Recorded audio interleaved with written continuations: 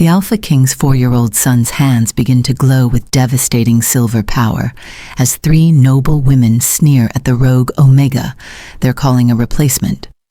"You take that back," the child commands, his voice carrying impossible Alpha authority. "Catherine is our mama and she's not temporary." The women flee in terror, but the real question is, how did a rejected Omega become so precious that royal heirs would unleash forbidden power to defend her? Before we dive in, comment where in the world you are watching from, and don't forget to click subscribe. The rain came down in sheets, turning the forest path into a river of mud that sucked at Catherine's boots with every step. She didn't care. Getting wet was the least of her problems when staying in Riverside Pack territory meant facing another day of whispers and pitying looks from wolves who'd watched her mate walk away 3 months ago without a backward glance. Thomas had made his choice clear when he stood before the pack and spoke those devastating words, rejecting her in front of everyone who mattered, choosing instead a beta female whose family connections could advance his career as the pack's head warrior. Catherine had understood even as her heart shattered. She was nobody special, just an Omega with healing abilities and a quiet nature that Thomas had once claimed to love, but ultimately found insufficient for his ambitions. So she'd packed what little she owned into a worn backpack, left a note for her younger brother James telling him not to worry, and slipped away before dawn while the pack still slept. Better to leave on her own terms than wait for the inevitable exile that would come when Thomas mated with Sophia next month. Rogues didn't last long without pack protection. Catherine knew that, but dying alone in the wilderness seemed preferable to watching her former mate build a life with someone else. The storm had caught her by surprise, rolling in from the mountains with unusual ferocity for early autumn. Within minutes, visibility dropped to almost nothing, and Catherine found herself stumbling through underbrush, trying desperately to find any kind of shelter before hypothermia set in. Her wolf whimpered anxiously in the back of her mind, urging her to shift and use their enhanced senses to navigate. But Catherine couldn't risk it. Shifting took energy she didn't have. And in this weather, wet fur would be just as dangerous as wet clothing. A flash of lightning illuminated something ahead, a structure of some kind barely visible through the downpour. Catherine pushed forward, hope giving her a burst of strength she didn't know she still possessed. As she got closer, she realized it was an old hunting cabin, probably abandoned for years based on the state of the roof. But it had walls, and that was more than she currently had. She practically fell through the door, gasping as she stumbled into the dim interior. The cabin was small, just one room with a stone fireplace and a few pieces of broken furniture scattered around. But it was dry, mostly, and out of the wind, and Catherine had never been more grateful for basic shelter in her entire life. She dropped her backpack, shaking with cold and exhaustion, and tried to assess her situation. Her clothes were soaked through, she had no dry wood for a fire, and night was falling fast. This was bad. This was potentially deadly. Catherine's hands trembled as she dug through her pack, searching for anything that might help. She found an emergency blanket still in its packaging and a lighter that miraculously worked, despite everything being damp. The broken furniture would have to serve as kindling if she could get it dry enough to catch. She was so focused on her desperate attempt to start a fire that she didn't hear the footsteps approaching the cabin until the door swung open behind her. Catherine spun around, her heart leaping into her throat. The man who filled the doorway was massive, easily 6.5 feet tall with broad shoulders and a presence that made her Omega instinct scream at her to submit. He had pale skin, angular features, and silver-white hair that was plastered to his head from the rain.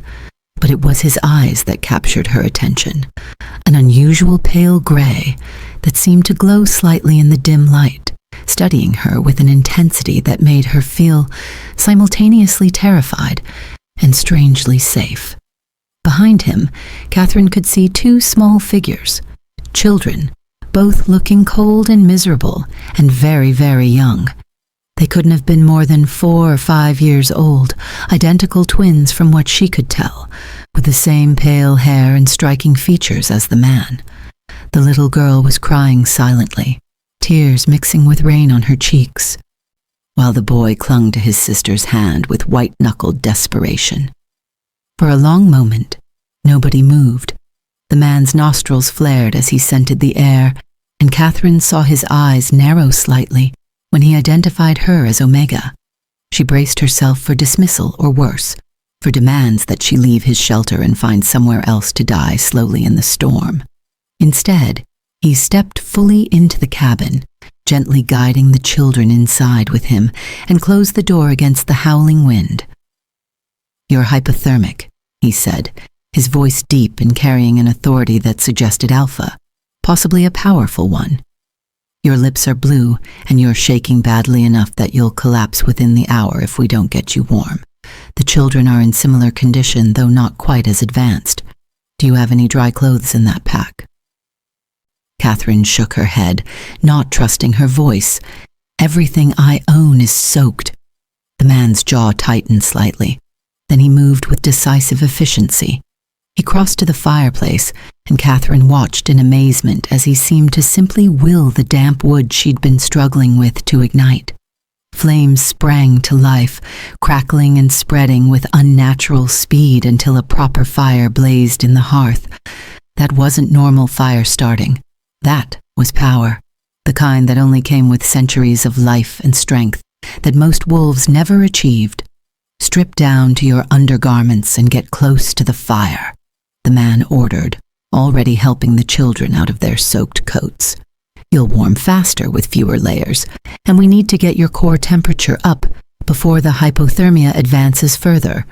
Under normal circumstances, Catherine would have protested, would have insisted on maintaining her modesty. But these weren't normal circumstances. She could feel her body shutting down, could sense how close she was to losing consciousness. Pride wouldn't keep her alive. She did as instructed, peeling off her soaked jeans and sweater with clumsy, shaking fingers until she stood in just her bra and underwear, her pale skin covered in goosebumps. The man didn't look at her with anything resembling inappropriate interest. His focus was entirely clinical as he positioned her near the fire, then turned his attention to the children. He stripped them down to dry underclothes with practiced ease, clearly someone accustomed to caring for young ones, and Catherine felt her healer instincts kick in, despite her own desperate condition. Little girl's lips had a concerning blue tinge, and the boy's breathing was too shallow. They needed warmth. Fast. "Come here," Catherine said, her voice rough and barely above a whisper. "The children can share body heat with me. We'll warm faster together." The man studied her for a long moment, something unreadable passing across his face. Then he nodded and brought the children to her. Catherine wrapped her arms around them, pulling them close to her body and positioning them between herself and the fire so they'd get maximum warmth. The little girl immediately burrowed into her, seeking comfort, while the boy remained stiff and uncertain. "What are your names?" Catherine asked softly, trying to distract them from their fear and discomfort. The little girl sniffled. "I'm Emma, and this is Ethan. We're almost 5. Papa says we're very brave, but I don't feel brave right now. I'm scared and cold, and I want to go home." "You are brave," Catherine assured her gently. "You made it through that terrible storm, and now you're here getting warm. That takes a lot of courage, Emma." The child seemed to take comfort in her words, relaxing slightly against Catherine's side. The man, Papa apparently, was moving around the cabin with controlled efficiency. He'd found a tarp in one corner and was using it to patch the worst holes in the roof. He located a cache of old supplies someone had left behind, including canned food and bottled water that was still good. Within 20 minutes, he had the cabin transformed from barely adequate shelter to something approaching comfortable, and Catherine found herself impressed, despite her exhaustion. This was someone who knew how to survive, who'd clearly faced worse situations than an unexpected storm. Once the immediate crisis had passed and all three of them had stopped shaking quite so violently, the man finally settled near the fire himself. He'd stripped off his own soaked jacket but kept his other clothes on, seemingly less affected by the cold than they were. He was watching Catherine with those intense pale eyes, and she found herself unable to look away. "My name is Alexander," he said finally. "Alexander Thornwood. I'm Alpha King of the Northern Territories, and these are my children, Emma and Ethan. We were traveling to a diplomatic meeting when the storm caught us. Our vehicle went off the road about 2 miles back, and we've been walking ever since looking for shelter." Catherine felt the blood drain from her face. Alpha King. She just stripped down to her underwear in front of the Alpha King. She just wrapped herself around the Alpha King's children like she had any right to touch them. Oh, goddess, this was a disaster. "I'm so sorry, Your Majesty," she stammered, trying to pull away from the children, but Emma made a distressed sound and clung tighter. "I didn't know who you were. I shouldn't have. You don't need to apologize for anything." Alexander interrupted, his tone gentle but firm. "You were trying to help my children survive, and you succeeded. Emma's color is already better, and Ethan's breathing has evened out. You have healing abilities. I can sense them. You use them on them without even thinking about it." Catherine hadn't realized she'd been doing it, but he was right. Her healing power had activated instinctively the moment she'd pulled the children close, flowing into them to warm their cores and repair the early stages of cold damage. It was what she did, what she'd always done, healing without thought or expectation of reward. Thomas had called it a waste of energy, insisting she save her power for pack members who mattered, rather than spending it on strays and rogues. But Catherine had never been able to turn off her instinct to help those who were suffering. "They needed it," she said simply. "Your children are precious, Your Majesty. I couldn't just let them suffer when I had the power to ease their pain." Something shifted in Alexander's expression, a flash of emotion quickly controlled. "They are precious, more precious than anything in my kingdom. And you just proved yourself more worthy of respect than most of the wolves I've encountered in 2 centuries of life. What's your name, Omega?" "Catherine," she replied. "Catherine Morrison, formerly of the Riverside Pack." "Formerly," Alexander repeated, picking up on the word choice immediately. "You're rogue, then? By choice or by exile?" "By choice," Catherine said, lifting her chin despite her vulnerable position. "I left before exile became necessary. My former mate, rejected me 3 months ago for someone with better connections. I chose to leave rather than stay and watch him build a life with her." Alexander's eyes hardened. "Your mate was a fool." Catherine let out a bitter laugh. "That's kind of you to say, Your Majesty. But we both know the truth. I'm an Omega with a useful healing ability, but no political value. Thomas made the logical choice for his career. I don't blame him for that, even if it hurt. You should blame him." Alexander's voice carried an edge of steel. "The mate bond is sacred. Rejecting it for political advantage is an insult to the moon goddess herself, but that's not my concern right now. What matters is that you're here. You're rogue, and you're hypothermic. Those are problems I can address." Before Catherine could ask what he meant, Emma suddenly spoke up from where she was still cuddled against Catherine's side. "Papa, can Miss Catherine stay with us? She's warm and nice, and she makes my chest not hurt anymore. She smells like flowers and sunshine, and I like her." Ethan, who'd been silent until now, nodded solemnly. "She's good, Papa. I can feel it. Like Mama was good before she went away." Alexander's expression softened when he looked at his children, a tenderness that seemed at odds with his commanding presence. "We'll see, little ones. First, we need to survive the night. Then we'll talk about what comes next." The storm raged outside for hours. Catherine dozed fitfully, exhausted from her ordeal, but unable to fully relax with the Alpha King watching over them. Emma and Ethan fell into deep sleep almost immediately. Their small bodies pressed trustingly against hers, and Catherine found herself marveling at how quickly they'd accepted her. Children were usually good judges of character, reading intentions more clearly than adults who'd learned to mask their true feelings. The fact that these two had sought comfort from her, a complete stranger, suggested they were desperately in need of something they weren't getting elsewhere. As the night wore on and the children slept, Alexander began to speak. His voice was quiet, meant for Catherine's ears alone, and she listened as he told her things that no Alpha King should be sharing with a rogue Omega he'd just met.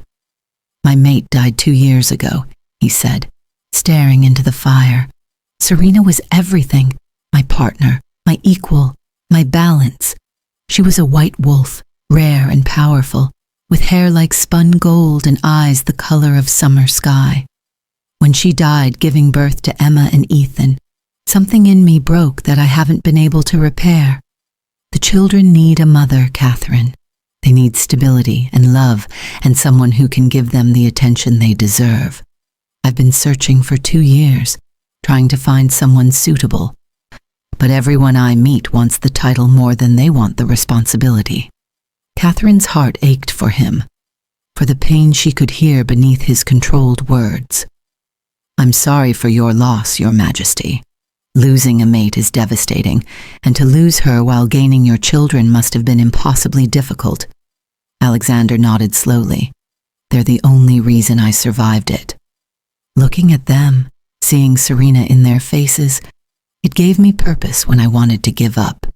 But I'm failing them, Catherine. I'm a good king, I think, but I'm not a good father. I don't know how to braid Emma's hair or why Ethan has nightmares about shadows. I don't know their favorite foods or what stories make them laugh. I've been so consumed with ruling, with maintaining stability after Serena's death, that I've neglected the most important job I have. The vulnerability in his admission shocked Catherine. Alpha Kings didn't confess their failures to strangers. They didn't show weakness or doubt. Yet here was Alexander Thornwood, one of the most powerful wolves in existence, telling her he felt inadequate as a father. It was both humbling and deeply sad. "They love you," Catherine said softly. "I can feel it in the way they look at you, the way they trust you. You're not failing them, Your Majesty. You're doing your best in an impossible situation. That's all any parent can do." Alexander's pale eyes fixed on her with unsettling intensity. "What if I told you there was a way you could help them? A way you could have a home, protection, and purpose? What if I offered you a position that would solve both our problems?" Catherine's breath caught. "What kind of position?" "Be their mother," Alexander said simply. "Not in the mate bond sense. I'm not asking for that. Serena was my true mate, and I'll never bond with anyone else. But the children need someone who can love them, care for them, give them the stability I can't provide. You're a healer. You're gentle and kind. And in the past few hours, you've shown them more maternal care than anyone has in 2 years. Come back to the palace with us. Let me give you a home and a purpose. In exchange, you give my children the mother they desperately need." The proposal was outrageous, impossible, completely insane. And yet Catherine found herself actually considering it.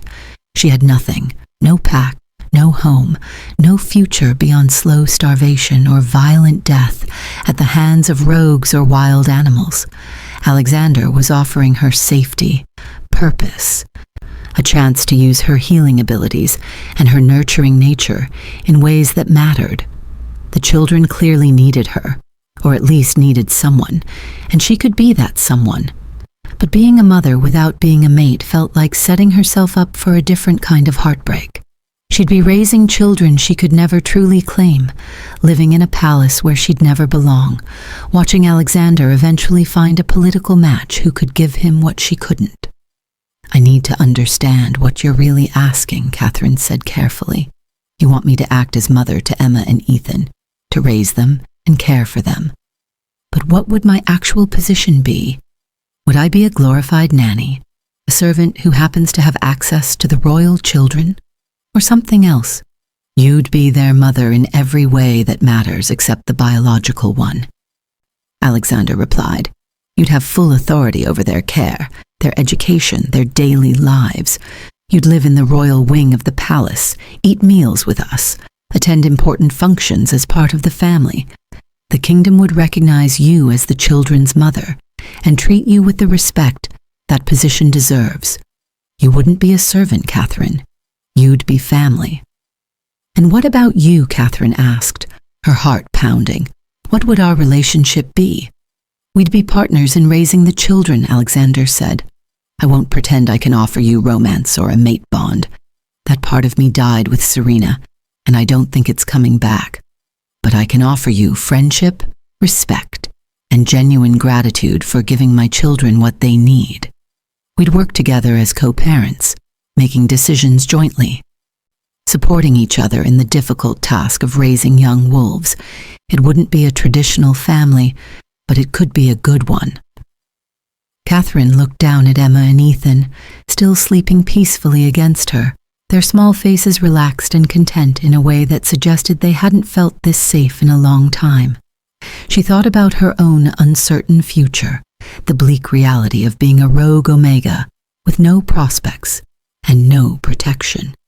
She thought about her healing abilities, currently going to waste, when they could be used to help these children and potentially others in Alexander's kingdom.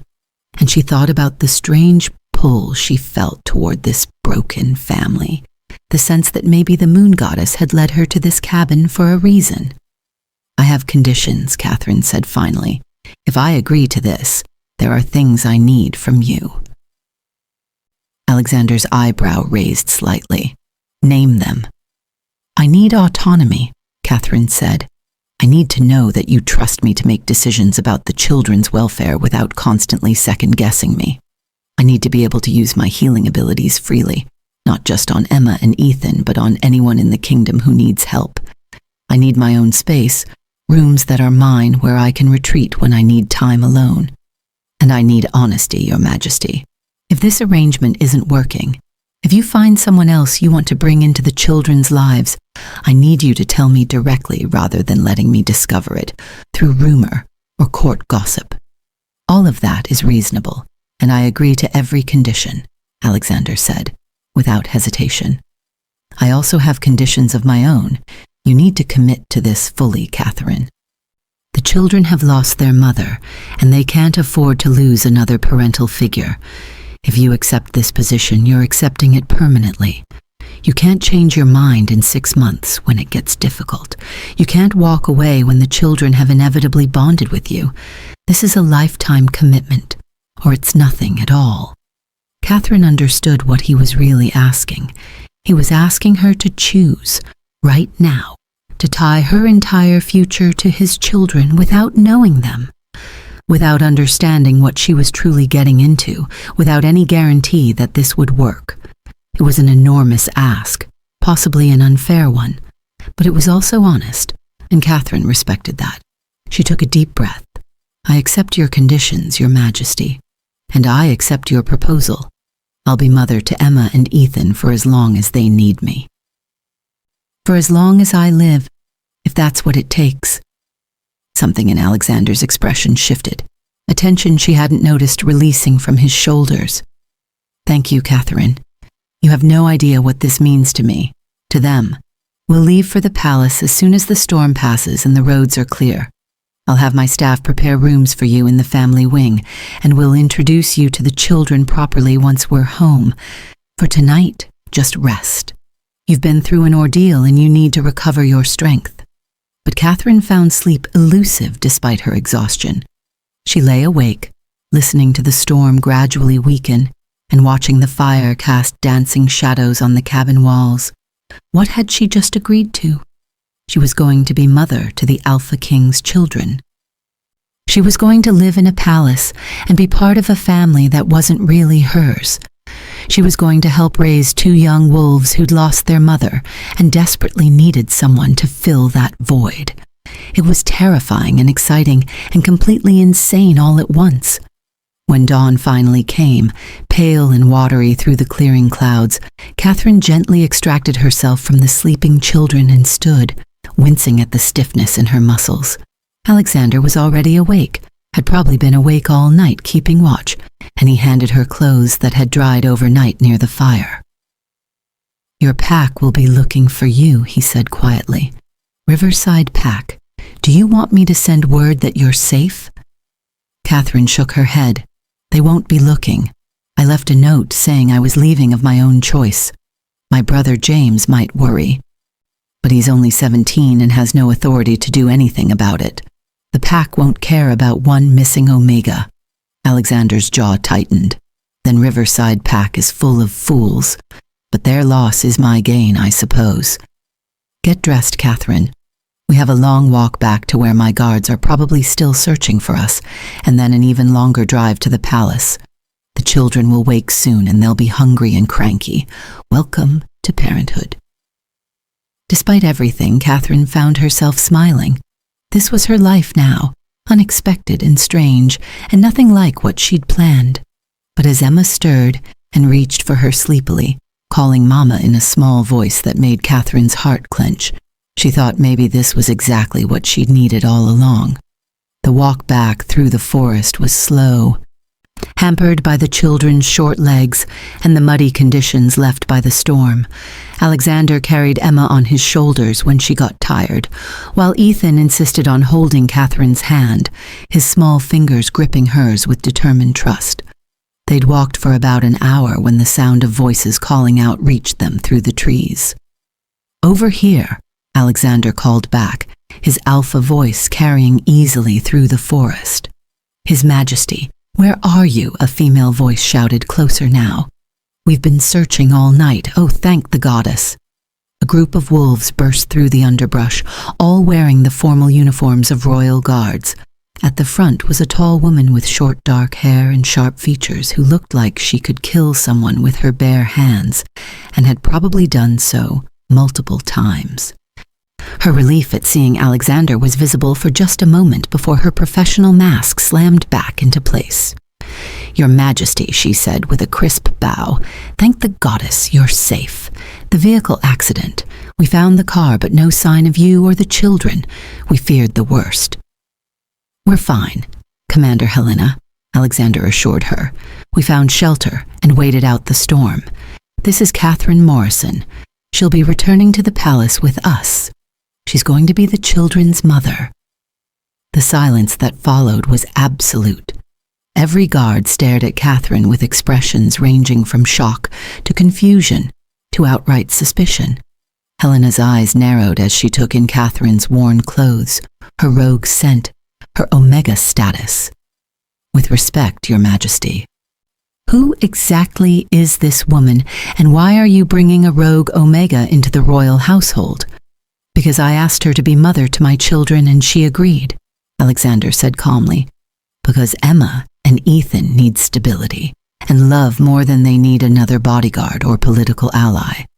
Because in the hours we spent sheltering together, Catherine showed more genuine care for them than most of the court has shown in 2 years. Do you have a problem with that, Commander?" Helena's expression suggested she had many problems with that, but she was too smart to voice them. "No, Your Majesty.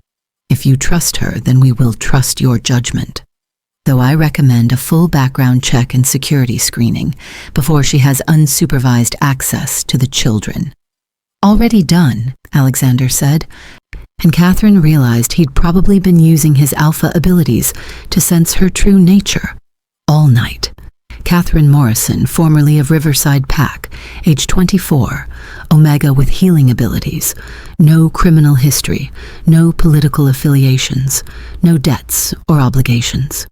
Her former mate Thomas Whitfield rejected her 3 months ago for political reasons, and she chose to leave rather than accept exile. She spent the last 3 months surviving as a rogue, using her healing abilities to help anyone who needed it, regardless of their pack affiliation. She's exactly what she appears to be, a kind soul who deserves better than what life has given her. The fact that Alexander had gathered all that information without Catherine realizing it should have been unsettling. Instead, she found it oddly reassuring. He'd vetted her, made sure she was safe to be around his children, and still wanted to bring her home. That meant something. Helena didn't look entirely convinced, but she nodded and stepped back. "Very well, Your Majesty. We have vehicles waiting at the road. If you're ready, we can head back to the palace now." The drive back took most of the day, winding through mountain roads until they reached the sprawling complex that served as the seat of Alexander's power. The palace was enormous, built of pale stone that gleamed in the afternoon sun, with towers and courtyards and gardens that seemed to go on forever. Catherine felt her stomach twist with anxiety as they approached. This was going to be her home. These people were going to be her family. She had no idea how to navigate court politics or royal protocols. She was just an Omega healer from a small pack who'd agreed to raise children she'd met less than 24 hours ago. Emma and Ethan, who'd been quiet during most of the drive, suddenly became animated as they recognized their home. "Look, Miss Catherine, that's where we live," Emma said, pressing her face to the window. "And there's the garden where the butterflies are, and the big fountain that Papa says we can't climb even though we want to. Do you think you'll like it here?" "I think it's beautiful," Catherine said honestly. "And I'm excited to see your rooms and learn about all your favorite places." Ethan tugged on her sleeve shyly. "Will you really stay with us? You won't leave like Mama did." Catherine's heart broke a little at the fear in his voice. "I promise I'll stay," she said, pulling him into a gentle hug. "I'm not going anywhere." "Ethan, you're stuck with me now." The palace staff was lined up to greet them when they arrived, dozens of servants and officials all bowing as Alexander stepped out of the vehicle. Catherine felt their eyes on her, felt their judgment and curiosity as she climbed out after him with Emma's hand in hers. She didn't belong here. Every face seemed to be saying it, every whisper that followed her as they entered the palace. Who was she? Where had she come from? Why was the Alpha King bringing a rogue Omega into the royal household? "This is Catherine Morrison," Alexander announced to the assembled staff, his alpha power making his voice carry through the entire entrance hall. "She'll be living in the family wing as mother to Prince Ethan and Princess Emma. You will treat her with the respect due to her position and make her feel welcome in her new home. Anyone who has a problem with this arrangement can bring it directly to me." The silence was deafening. Then, slowly, the staff began to bow, murmuring words of greeting and welcome that sounded more dutiful than sincere. Catherine forced herself to smile and nod, trying to project a confidence she absolutely didn't feel. A middle-aged woman with kind eyes and graying hair stepped forward. "Your Majesty, if I may, I'm Margot, the head housekeeper. Would you like me to show Miss Morrison to her rooms and help her get settled?" "That would be excellent, thank you, Margot," Alexander said. "Catherine, I need to attend to some urgent matters that piled up while I was away, but I'll come find you this evening and we can discuss the children's routine." "Margot will take good care of you." Catherine followed Margot through corridors that seemed to go on forever, her head spinning as the housekeeper rattled off information about meal times and palace protocols and where various rooms were located. "The family wing was on the 3rd floor," Margot explained, with His Majesty's chambers at one end and the children's rooms in the middle. "There's a suite between the children's rooms that's been prepared for you, with a bedroom, sitting room, and private bath. You'll have access to the entire wing, of course, and most of the palace is open to you as well, though there are some areas that require special permission." The rooms Margot showed her were stunning, far nicer than anything Catherine had ever occupied in her life. The bedroom had a massive 4-poster bed with soft blankets and more pillows than one person could possibly need. The sitting room had comfortable chairs arranged around a fireplace, shelves full of books, and windows that looked out over the palace gardens. The bathroom had a deep soaking tub and gleaming fixtures that looked like they'd never been used. "This is too much," Catherine said weakly. "I don't need all this space. I'm just—" "You're the children's mother," Margot interrupted gently. "This is exactly what you need. Now, let's get you properly dressed. I've taken the liberty of having some clothes brought up from storage, things that should fit you reasonably well until we can have a proper wardrobe made." Over the next few hours, Margot transformed Catherine from bedraggled rogue to someone who might actually belong in a palace. She bathed in water that stayed hot through some kind of magic she didn't understand, dressed in soft fabrics that felt like clouds against her skin, and had her auburn hair brushed and styled into something presentable. When she looked in the mirror, she barely recognized herself. The woman staring back looked clean and cared for, and almost pretty, so different from the exhausted creature who'd stumbled into that cabin yesterday. "You look lovely," Margot said, with genuine warmth. "The children are going to be so excited when they see you. His Majesty asked that you join them for dinner in the family dining room at 6. It's informal, just the 4 of you, so you can get to know each other properly. Dinner with the Alpha King and his children as their new mother." Catherine thought faintly. This was her life now, and she had absolutely no idea what she was doing. At precisely 6 o'clock, a soft knock sounded on Catherine's door. She opened it to find a young servant waiting to escort her to the family dining room. The walk through the palace corridors felt surreal, like she was moving through someone else's dream. Every painting on the walls probably cost more than her entire former life. Every rug beneath her feet was woven with threads that shimmered like precious metals. This wasn't a world meant for rejected Omegas who'd been sleeping rough for 3 months. The family dining room turned out to be surprisingly intimate compared to the grand spaces she'd glimpsed elsewhere in the palace. There was a round table set for 4, a crackling fireplace, and windows that showed the gardens now illuminated by the soft glow of early evening. Emma and Ethan were already seated, freshly bathed and dressed in clean clothes, and they both lit up when Catherine entered. "Miss Catherine," Emma squealed, jumping from her chair. "You look like a princess. Come sit next to me, please. I want to tell you about all the things we're going to do together."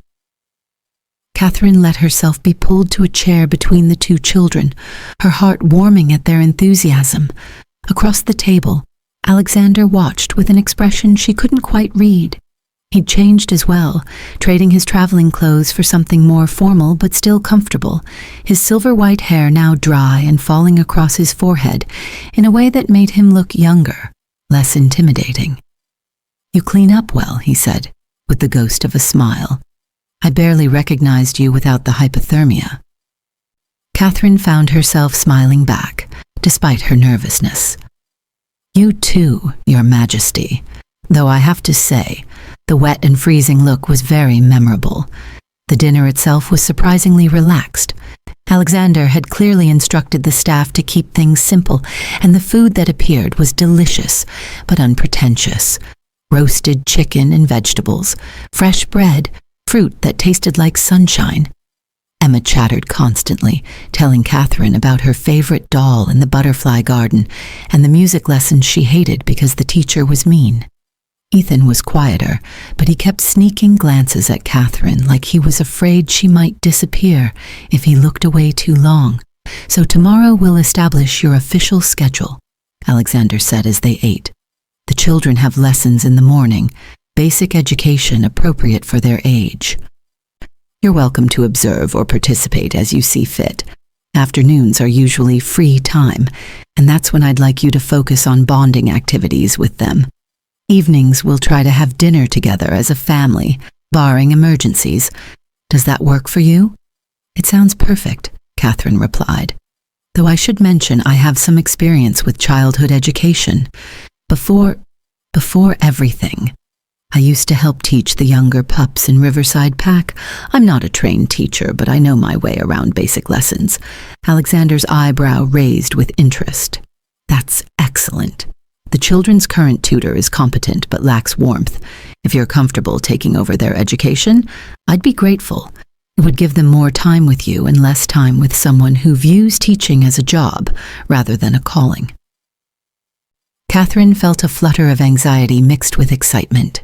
She'd be responsible for the education of royal heirs.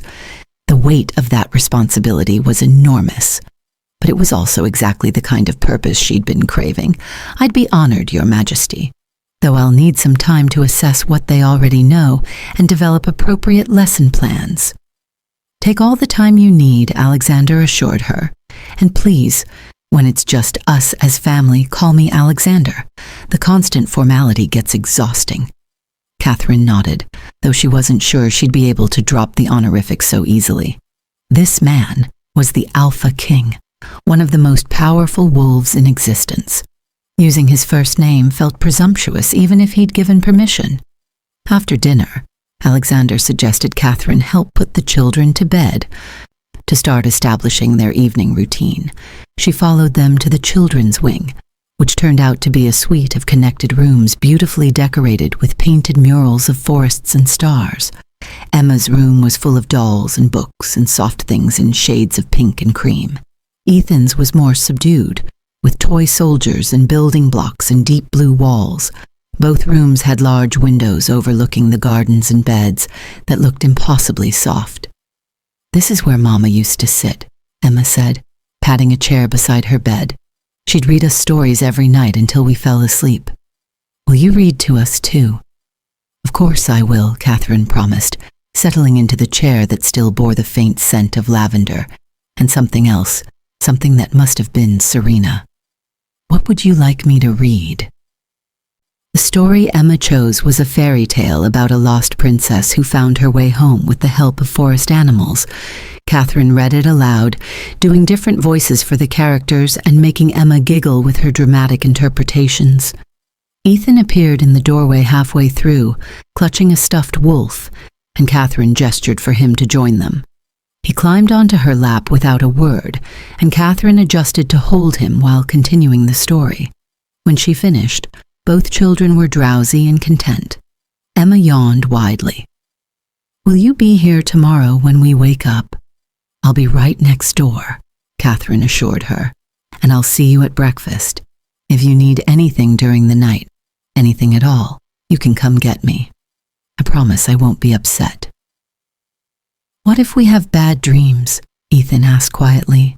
"Then you definitely come get me," Catherine said firmly. "Bad dreams are scary, and you shouldn't have to face them alone. That's what I'm here for, to help with the scary things." She tucked Emma into bed first, kissing her forehead gently. "Sleep well, sweetheart. I'll see you in the morning." Then she carried Ethan to his room and settled him under his covers. The little boy looked up at her with those solemn gray eyes that were so like his father's. "Are you really going to stay forever?" "Forever is a very long time," Catherine said softly. "But yes, I'm planning to stay for as long as you need me. You're stuck with me now, remember?" Ethan seemed to accept this, his eyes drifting closed. "Night, Mama," he mumbled, already half asleep. Catherine froze. "Mama." He'd called her Mama. She looked up to find Alexander standing in the doorway, having witnessed the entire exchange. His expression was unreadable, but there was something in his eyes that looked almost like relief. She carefully extracted herself from Ethan's bed and followed Alexander out into the hallway, closing the door softly behind her. "He called me Mama," she whispered, not sure if she should apologize or explain or what. Is that okay? I know we discussed this arrangement, but hearing it actually happen." "It's more than okay," Alexander interrupted quietly. "It's exactly what I'd hoped for. Catherine, those children haven't called anyone Mama since Serena died. The fact that Ethan felt comfortable enough to use that word with you after less than a day, it means everything. It means this might actually work." Catherine felt tears prick at her eyes. "I don't want to replace their mother. I could never replace her." "You're not replacing her," Alexander said gently. "You're giving them something they desperately need, a maternal presence, love, stability. Serena will always be their mother, the woman who gave them life. But you can be Mama, the woman who raises them, and cares for them and helps them grow. There's room in their hearts for both. The words settled something anxious in Catherine's chest. She wasn't trying to erase Serena's memory. She was building on it, honoring it by loving the children Serena had left behind. Over the following weeks, Catherine settled into her new role with surprising ease. She took over the children's education completely, discovering that both Emma and Ethan were bright and curious when given material that actually engaged them. She taught them reading and mathematics, history and science, but she also taught them practical things like how to identify medicinal herbs and how to sense the emotions of other wolves through their energy. Her healing abilities became invaluable, not just with the children, but throughout the palace. Word spread quickly that the new royal mother could ease pain and accelerate healing with just a touch of her hands. Servants who'd been suffering with chronic ailments began seeking her out, and Catherine treated them all with the same gentle care, never turning anyone away regardless of their status. "This is what I was meant to do," she told Alexander, one evening after the children were asleep. They'd fallen into a habit of having tea together in the family sitting room, talking about the day and making plans for the future. In Riverside Pack, I was always made to feel like my healing was insignificant, like it didn't matter because I wasn't important enough to waste power on. But here, I can actually help people. I can make a difference. You've made more of a difference in 1 month than most wolves make in a lifetime, Alexander said, and there was genuine admiration in his voice. The children are thriving under your care. The palace staff adores you. Even Commander Helena admitted yesterday that bringing you here was the best decision I've made as king. Catherine felt warmth spread through her chest at the praise. She'd been so afraid of failing, of proving unworthy of the trust Alexander had placed in her. Knowing that she was succeeding meant more than she could express. But not everything was perfect. There were still moments when Catherine felt the weight of being an outsider, when court politics reminded her that she'd never truly belong in this world of nobility and power. The incident came 2 months after her arrival. Catherine was in the palace gardens with Emma and Ethan, teaching them about different plants, when 3 elegantly dressed women approached. They were clearly high-ranking pack members, probably mates of important officials, and they looked at Catherine with barely concealed disdain. "So you're the rogue Omega, who managed to charm her way into the royal household," the tallest one said, her smile sharp and cold. "How enterprising of you. We've been wondering when His Majesty would tire of this little experiment and send you back where you belong." Catherine felt her stomach drop, but she kept her expression neutral. She wouldn't let these women see how much their words stung. Emma and Ethan, however, had no such restraint. "My mama belongs here," Emma said fiercely, stepping in front of Catherine protectively. "She takes care of us and teaches us things and makes Papa smile again. You're being mean and you should leave." The women looked taken aback by the child's vehemence. Their leader recovered quickly, her smile turning even more condescending. "How sweet that the children have grown attached.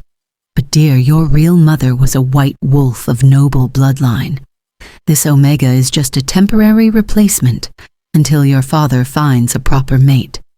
That's when Ethan, usually so quiet and reserved, did something completely unexpected. His small hands started to glow with pale silver light, power radiating from him in waves that made the air crackle. "You take that back," he said, his young voice carrying alpha command that shouldn't have been possible for someone so young. "Catherine is our mama and she's not temporary. If you're mean to her, I'll make you sorry." The 3 women went white with shock and fear. A 4-year-old showing alpha power, and not just any power, but the kind that suggested he'd inherited his father's strength in full measure. They practically fled, stammering apologies and excuses. Catherine knelt down and pulled both children into her arms, her heart racing. "You two are the bravest, most loyal wolves I've ever met. Thank you for defending me.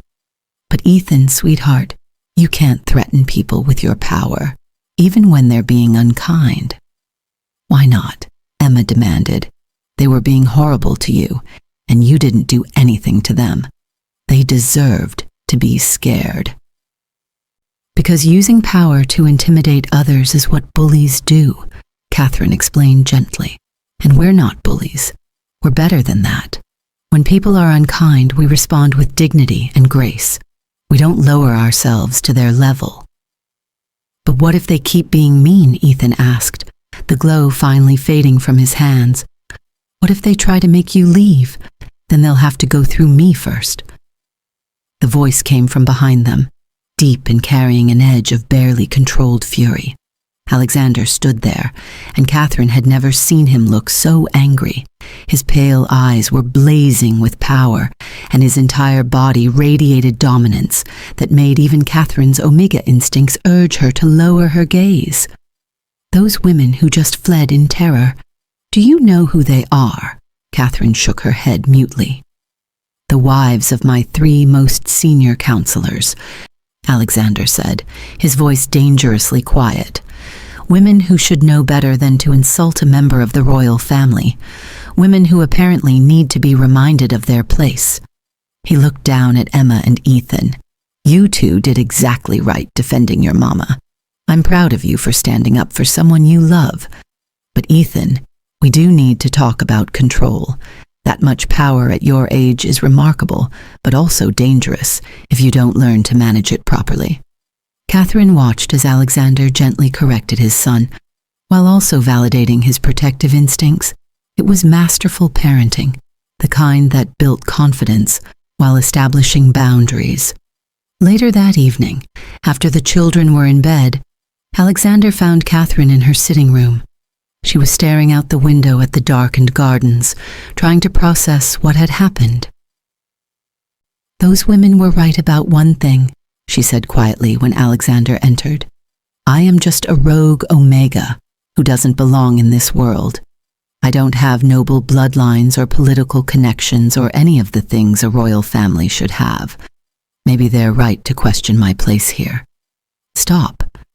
Alexander's command was gentle but firm. "Catherine, look at me." She turned to find him standing much closer than she'd realized. "Those women were wrong about everything," he said. "You belong here because you've earned your place through love and dedication and genuine care for my children. You belong here because Emma and Ethan have bonded with you in ways I never thought possible. You belong here because in 2 months, you've become as essential to this family as breathing." His hand came up to cup her face, and Catherine felt electricity pass between them at the contact. The connection wasn't romantic, not exactly, but it was profound, a recognition of partnership and shared purpose that went deeper than simple attraction. "You're not a replacement or a temporary solution," Alexander continued. "You're family, Catherine. You're the missing piece that we didn't even know we needed. Don't let small-minded wolves who can't see past bloodlines and status make you doubt that." Catherine felt tears slip down her cheeks. "I was so afraid I'd fail you, that I'd prove unworthy of this trust you placed in me. How could you possibly fail when you've given my children back their joy?" Alexander said softly. "When you've made them feel safe enough to defend you with alpha power they shouldn't even have access to yet. When you've transformed this palace from a cold political machine into an actual home. Catherine, you've succeeded beyond my wildest hopes. The only failure would be if you let those women drive you away." "I'm not going anywhere," Catherine said, finding her strength again. "I made a promise to Emma and Ethan, and I keep my promises." "Good," Alexander said with a small smile, "because I have a proposal for you. Something I've been considering for a while now." Catherine's breath caught. "What kind of proposal?" "I want to formally adopt you into the royal bloodline," Alexander explained. "Not as my mate. I'm not asking for that. But as a recognized member of the Thornwood family. It would give you official status, legal protection, and make it clear to everyone in the kingdom that you're not some temporary fixture. You'd be Lady Catherine Thornwood, royal mother to the heirs, and anyone who disrespects you would be disrespecting the crown itself. The offer was staggering. Catherine had been living in a state of undefined limbo, neither servant nor family member, occupying a role that had no official title or protection. What Alexander was offering would change everything, but it also felt like too much, like she didn't deserve that level of recognition. "I don't need a title," she said carefully. "I'm happy just being here with the children." "I know you don't need it," Alexander replied. "That's exactly why I want to give it to you, because you're not asking for status or recognition. You're genuinely here because you love my children. But Catherine, the political reality is that without official standing, you're vulnerable. Those women today were just the beginning. There will be others who question your place, who try to undermine your authority, who spread rumors or create problems. I want to protect you from that. I want to make sure no one can touch you or drive you away." Catherine studied his face, seeing the sincerity in his pale eyes. This wasn't about romance or replacing Serena. This was about family, about making official what had already become true in practice. "If I accept," she said slowly, "what would change?" "Nothing between us," Alexander assured her. "You'd still have your own rooms, your own autonomy, your own life. But on paper, you'd be my sister by adoption, a recognized member of the royal family, with all the rights and protections that entails. The children would legally be yours, which matters for inheritance and guardianship purposes. And anyone who wants to challenge you would have to challenge me first." The logic was sound, the protection was necessary, and the symbolism of being officially claimed as family, of finally belonging somewhere after a lifetime of rejection and dismissal, was almost overwhelming. "I accept," Catherine said, "and thank you, Alexander, for seeing value in me when no one else did, for giving me a place where I can be myself and use my gifts, for trusting me with the most precious things in your life." The adoption ceremony was held a week later in the palace's formal throne room. It was a small affair by royal standards, just essential court members and palace staff, but it was legally binding and publicly announced. Catherine stood before Alexander as he spoke the ancient words that would make her his sister in the eyes of the kingdom and the moon goddess. "I, Alexander Thornwood, Alpha King of the Northern Territories, do hereby claim Catherine Morrison as blood of my blood, family of my family. She shall bear the name Thornwood with all rights and protections thereof. She is sister to me, mother to my children, and any who would harm or dishonor her shall answer to the crown." He placed a silver circlet on her head, marking her as royalty, and the assembled court bowed in recognition of her new status. Catherine felt something settle deep in her chest, a sense of belonging she'd never experienced before. She had a name now, a family, a place in the world that couldn't be taken away on someone's whim. Emma and Ethan, watching from the front row with Margot, were practically bouncing with excitement. After the ceremony, they rushed forward to hug Catherine, both talking over each other. "Now you're really officially our mama," Emma said gleefully. "No one can say you're not family anymore."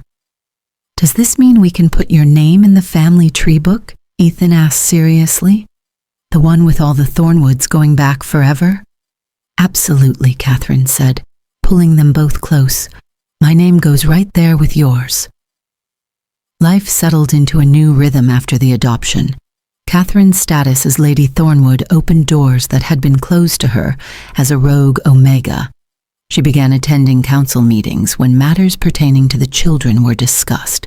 She had input on diplomatic decisions that might affect the next generation. She was consulted on pack matters, particularly those involving Omegas and vulnerable wolves who needed advocacy. And slowly, she realized that Alexander had given her more than just protection. He'd given her a voice, a platform to make the kind of changes she'd always dreamed about. One of her first initiatives was establishing a healing sanctuary within the palace grounds, a place where any wolf could come for medical care regardless of their status or ability to pay. She trained other healers, sharing her knowledge freely, and created a system where those with healing gifts were valued and supported, rather than exploited. The sanctuary became renowned throughout the territories, and wolves traveled from distant packs to receive treatment. But Catherine never forgot her own experience as a rejected Omega, struggling to survive. She created a refuge program, offering shelter and resources to rogues who'd been cast out of their packs, giving them the second chance she'd received. Alexander supported every initiative, providing funding and political backing without trying to control or manage her work. Their partnership deepened into genuine friendship, built on mutual respect and shared goals. They still had their evening teas, talking for hours about everything and nothing. He told her about the challenges of ruling, the weight of decisions that affected thousands of lives. She told him about her childhood, her dreams, the small joys she found in watching Emma and Ethan grow. It wasn't romantic love, not the mate bond either of them had experienced with others. But it was love nonetheless, the kind built on trust and admiration and choosing each other every day. The children thrived under their co-parenting arrangement. Emma grew into a confident, compassionate young wolf with her mother's gift for connecting with others and her father's leadership presence. Ethan developed into a thoughtful, powerful young alpha who combined his father's strength with Catherine's healing abilities in ways no one had seen before. They both called Catherine Mama without hesitation, and while they knew about Serena and honored her memory, Catherine was the mother who raised them, who kissed scraped knees and celebrated achievements and held them through nightmares. Years passed. Catherine celebrated her 30th birthday surrounded by family and friends, marveling at how different her life had become. The rejected Omega, who'd nearly frozen to death in a storm, was now Lady Catherine Thornwood, royal mother, healer, an advocate for vulnerable wolves throughout the kingdom. She'd found purpose and belonging in the most unexpected way, proving that sometimes the family we choose is more powerful than the one we're born into. Emma was now 12, already showing signs of the remarkable alpha she'd become. Ethan was quieter, but no less powerful, his healing abilities surpassing even Catherine's at just 12 years old. They were good kids, kind and strong, and exactly what the kingdom needed in its future leaders. One evening, as Catherine sat in her favorite chair overlooking the gardens, Alexander joined her with their customary tea. The children were at lessons with their combat trainer, learning skills that made Catherine nervous, but that Alexander insisted were necessary. "You've been quiet lately," Alexander observed, handing her a cup. "Something on your mind," Catherine smiled. "Just thinking about how strange life is. 8 years ago, I was ready to die alone in the wilderness. Now look at me. Royalty mother, healer. Sometimes I still can't believe this is real." "It's real," Alexander assured her, "and you've earned every bit of it through your own merit. The kingdom is better because you're in it, Catherine. My children are better. I'm better. You've given us all so much more than shelter and stability. You've given us hope." Catherine felt warmth spread through her chest. "You gave me the same, you know. When you offered me that position in the cabin, when you saw value in a rejected Omega that no one else could see, you gave me hope that life could be different, that I could be more than what my former pack said I was." They sat in comfortable silence for a moment, watching the sun set over the gardens. Then Alexander spoke again, his tone careful. "Catherine, I want to tell you something I've been thinking about for a while now." She looked at him curiously. "What is it?" "I know we agreed at the beginning that there would never be anything romantic between us," Alexander said, "that you'd be mother to my children but not my mate, and I stand by that agreement completely. Serena was my true mate, and that bond died with her. I'll never have that kind of connection with anyone else. Catherine nodded, wondering where this was going. But, Alexander continued, I want you to know that even without a mate bond, even without romance, I love you. You're my family, my partner, my dearest friend. You've made my life infinitely richer, and I'm grateful every day that the moon goddess brought us together in that storm. If I could choose anyone to walk through life beside, to raise my children with, to build a kingdom alongside, it would be you. Catherine felt tears prick at her eyes. I love you too, Alexander. Not as a mate, but as something just as important. You've been my anchor, my supporter, my friend. You've given me a place to belong when I thought I'd lost that forever. As if you could ever lose it now, Alexander said with a gentle smile. You're stuck with us, Catherine. Forever, if we have our way. Speaking of which, there's something the children wanted me to ask you about. He pulled a small velvet box from his pocket and opened it to reveal a silver ring set with moonstones. This was Serena's, he explained. The ring she wore as royal mother before she passed. Emma and Ethan asked if they could give it to you as a symbol that you're not just acting as their mother, but that you are their mother in every way that matters. They wanted you to have something of hers, to know that they're not choosing between you and their birth mother. They're honoring both of you. Catherine's hand shook as she took the box. The ring was beautiful, delicate but strong, just like the woman who'd worn it. Are you sure? She whispered. This is precious, a piece of Serena that the children might want to keep. They want you to have it, Alexander said firmly. And honestly, Catherine, I think Serena would want that too. She loved our children more than anything. If she could see how well you've cared for them, how you've loved them and protected them and helped them grow, I think she'd be grateful. I think she'd approve of you wearing her ring as the mother who's raising the children she had to leave behind. Catherine slipped the ring onto her finger, feeling the weight of it, the history and love it represented. It fit perfectly, as if it had been made for her. She looked up at Alexander through tears. Thank you for this, for all of this, for seeing me as family, for trusting me with your children, for giving me a life I never thought I could have. Thank you for stumbling into that cabin during a storm, Alexander replied. Thank you for being exactly who you are, kind and compassionate and strong enough to love children who weren't yours by birth, but became yours by choice. That night, when Emma and Ethan came to say goodnight, they saw the ring on Catherine's finger, and their faces lit up with joy. You're wearing it, Emma breathed. Does that mean you accept it? That you'll keep being our mama forever and ever? Forever and ever, Catherine promised, pulling them both into a hug. I'm not going anywhere, my loves. You're mine, and I'm yours, for as long as you'll have me. We'll always have you, Ethan said solemnly. You're our mama. That's forever. As Catherine tucked them into bed that night, reading them stories like she'd done thousands of times before, she reflected on the journey that had brought her here. She'd been rejected, cast out, nearly killed by exposure and despair. But that rejection had led her to this cabin, to this family, to this life she'd never dared to dream of. Thomas had rejected her because she wasn't good enough for his political ambitions. But in doing so, he'd freed her to find a place where she was more than good enough, where she was essential, valued, loved.